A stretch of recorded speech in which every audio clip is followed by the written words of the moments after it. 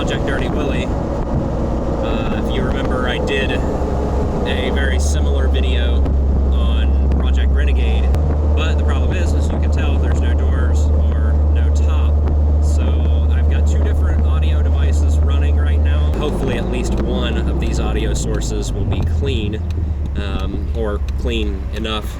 This is going to be probably a really, really long video because there are quite a few mods and upgrades, whatever you want to call them, on Project Dirty Willy that we're going to cover. We'll start from the ground up, I guess, with the tires. The tires that we have are the Nitto Trail Grappler MTs. They are 35 1250 18s, and I don't know if it's just something with the 35 1250 18s, but they're actually bigger than a 1250. These tires actually measure out to 35 inches, so they are a true 35. They're not like, you know, the metric equivalent of 35s. But the 1250 part is not actually correct. The 1250 part is underrated. They're 13.5 inches wide. But anyway, tires, they've been great. They're not real noisy. They're wearing really nicely. You know, they've gotten quite a few miles on them, and they're still in great shape. Off-road performance, I mean, they work really well. The factory tires that came on this were the BF Goodrich. I don't know. They're the same ones that come on the Rubicon. Those were actually a better tire than these, even though, you know, they were smaller, but they were, you know, better overall, because these aren't that great on the wet road. They do get a little bit slick on wet roads. In the mud, they're great. You know, rocks and stuff like that, they're okay. So they're an overall pretty good tire. So then we move on from the tires to the wheels. Not a whole lot to say about the wheels. Those are Method Racing Fat 5s is what they're called, and they are 18 by 9 with a negative 12 millimeter offset. So that makes them like I can't remember. It's a 4.5 back spacing or something like that. We really wanted to make sure we got, you know, the correct back spacing on it, so we didn't have to run any spacers or anything. Then we go to the brake system. We have the Terraflex big brake kit with slotted rotors on the front, and we have the Terraflex Performance big brake kit on the rear. Performance on those, great. The pads that come with them are really, really aggressive. It had a lot of stopping power. With those pads, it was really aggressive. Like you even thought about touching the brakes and you were stopped. But we developed a little bit of a squeal. I have tried everything in the book. Everything that I've ever been taught, anything that, you know, anybody has suggested that I had never heard of, to get rid of the brake squeal on this kit, and it's just the front, and it's still there. I switched over to Napa premium pads. They weren't as aggressive as the Terraflex pads, so I mean, it still stops really, really well. It still stops better than it did factory, even with the 35s. So I guess I could say I've somewhat gotten rid of it. I even went as far as using that, you know, stop quiet, that orangish pink brake glue stuff. Never use that stuff. I mean, that stuff is not a fix. That stuff just covers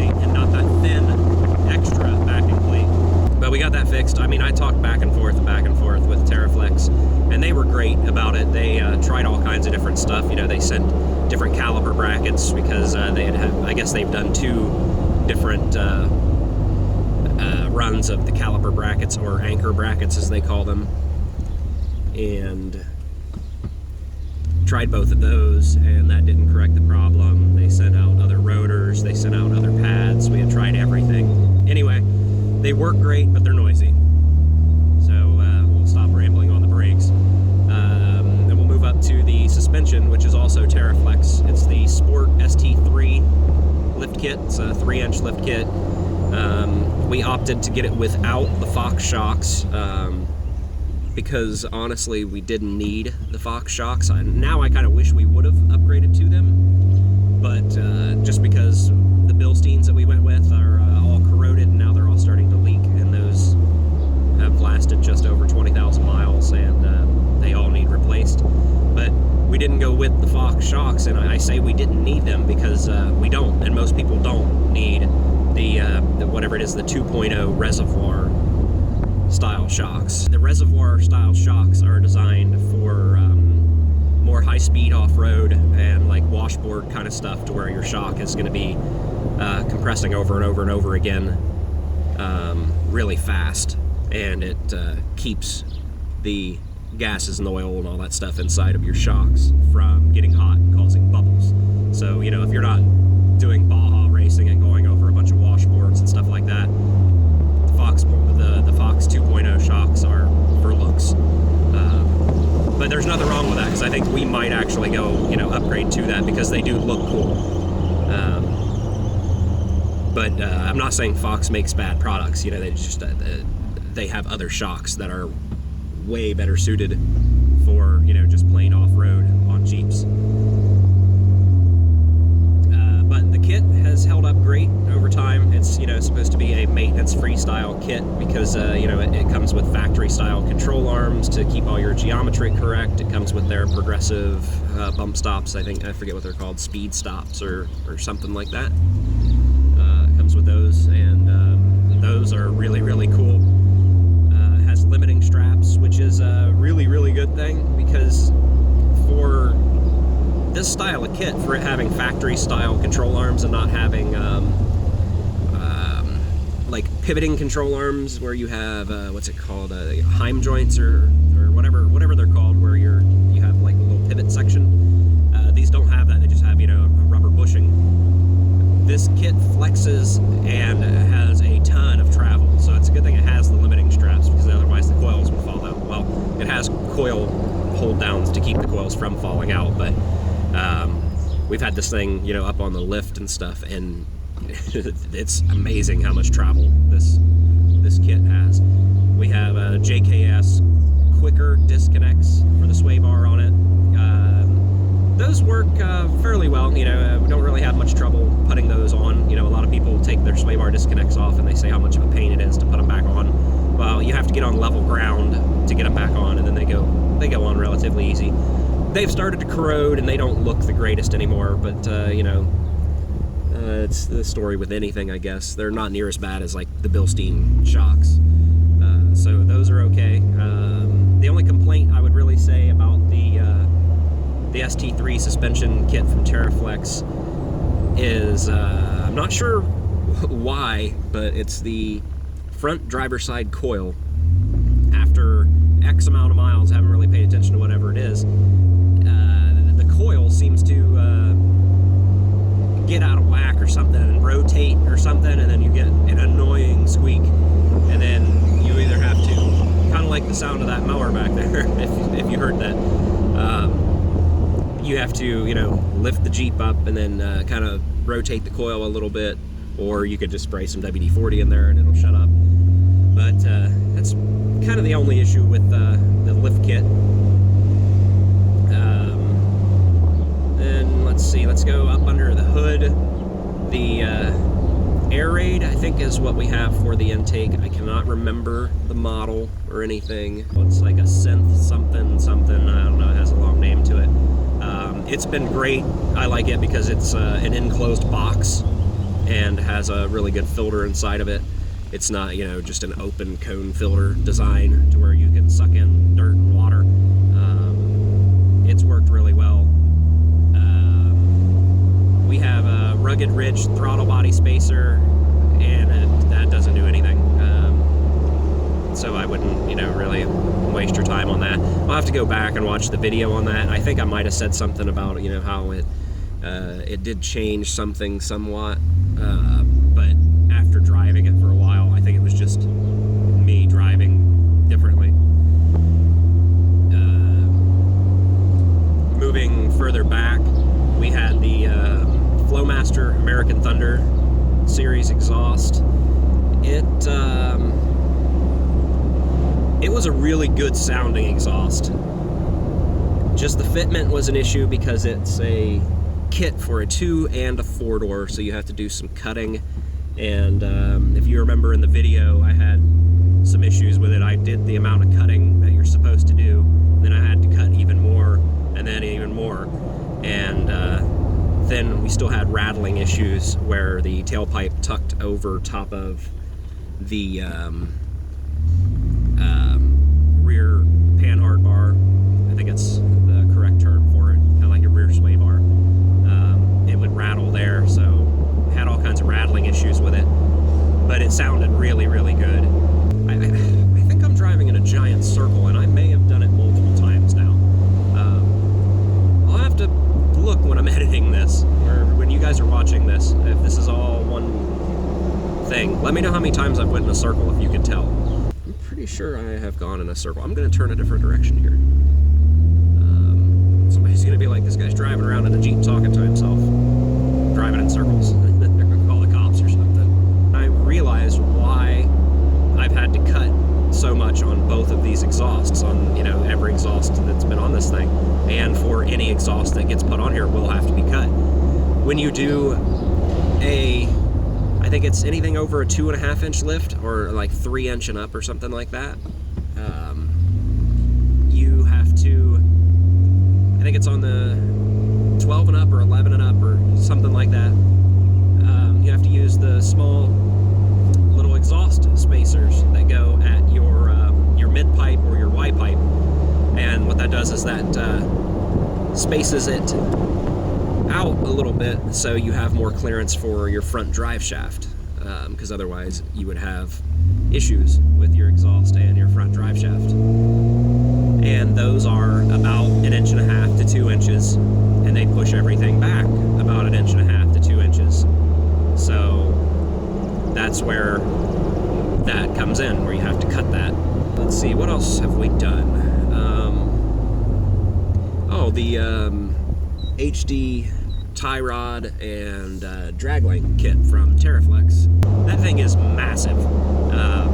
Both of them, the drag link and the tie rod. And the tie rod ends and the ball joints that are in them are rebuildable, and they're adjustable. You get a special little tool that you can use, and you can adjust like a preload on the ball joints for it. So if they start to get a little bit of play in them, you can tighten them up, and they're greasable, and just they've been great.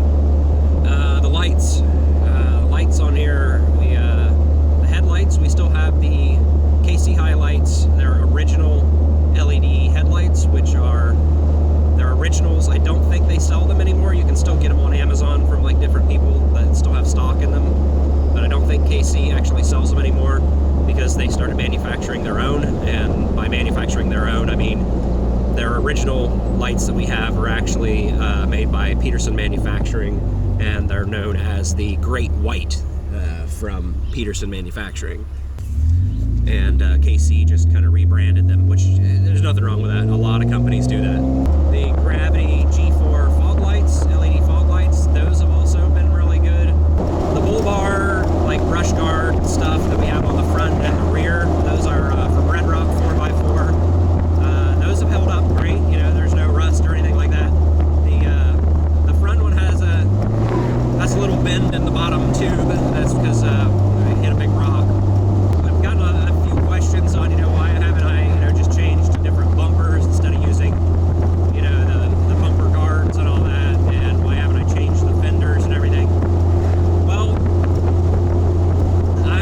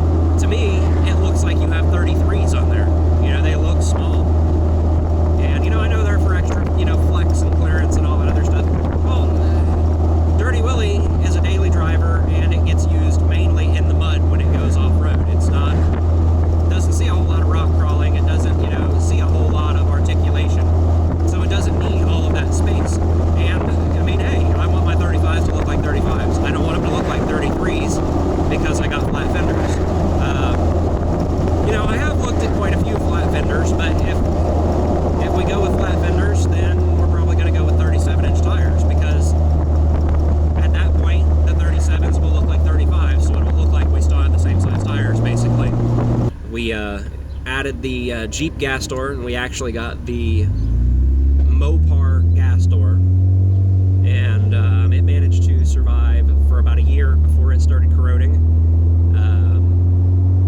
And what I did was I just sanded it down a little bit, wet sanded it, and then sprayed some clear over it, and then that made it last for quite a while, for almost a year longer, I think. Probably about 8 months. And then it started looking like crap again, so then I sanded it down all the way down to bare aluminum, cleaned it real well, and repainted it. And that lasted for a while again, but now it's got a great big bubble forming in it to where it's corroding again. And that's the actual Mopar. We paid $80 for that thing. So it's not like, you know, the eBay special or the Amazon ones that you can pick up for like 20 bucks. This was, you know, an actual Mopar part, and I contacted them, and they said there's no warranty on any type of part like that. So I'll probably end up buying one of those Amazon or eBay specials for like 20 bucks if they're, you know, if the name brand ones aren't going to last that long, then what's the point in spending another $80 on one? The Drake off-road door handle inserts, same thing. They were on here for less than a year and they corroded, so they didn't last either. Now their shifter knob and their transfer case knob, those are holding up okay. The shifter knob's a little scratched up, but you know, it's holding up. The pattern I have started seeing is a lot of companies that are based out of, you know, like California and stuff like that, out towards the West Coast and everything, where they don't really see a lot of salt and snow, their products don't tend to hold up well here in Ohio, where we have salt and snow. And this guy,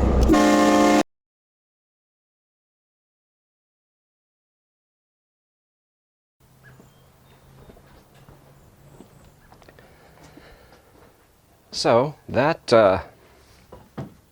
might have been an entertaining end to that little video, at least that part of the video.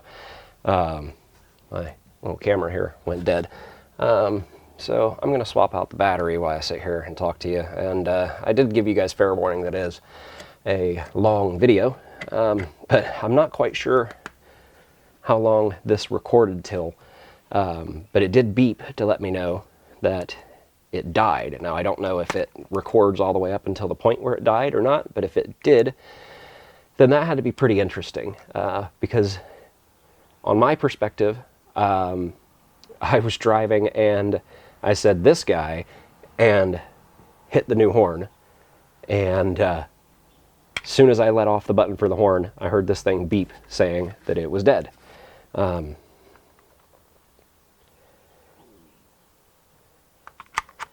Sorry, I can never remember which way the battery goes in this thing.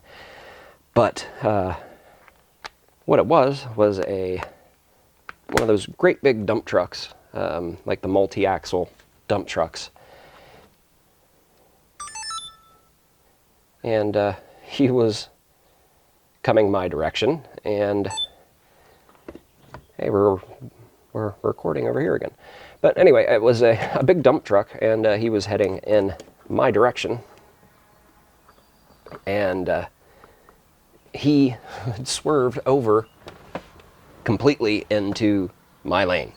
Like, he was half over into my lane, and he had his window down, which was kind of cool. And when I laid on that horn, this new horn is extremely loud.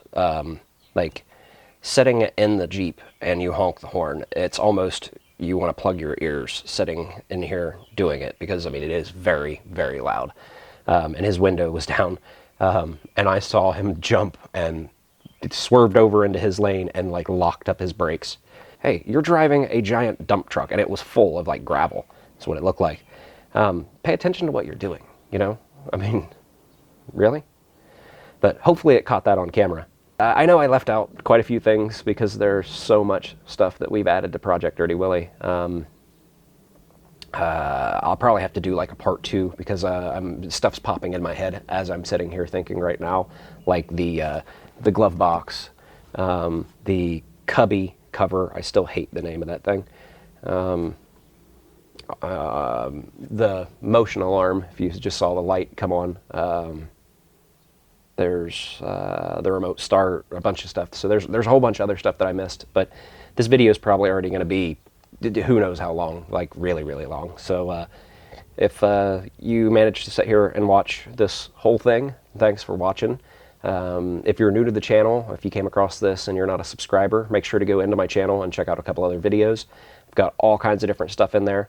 Most of the stuff that I discussed and talked about does have install or at least review videos on most of it. So yeah, just go into my channel, check out a couple videos. I don't do just long, boring vlogs like this. You'll find all kinds of different stuff. So again, check that out. If you find a video that you like, hit the like button. If you have something to say, leave it down in the comments. And if you find a couple videos that you like, don't forget to subscribe to my channel.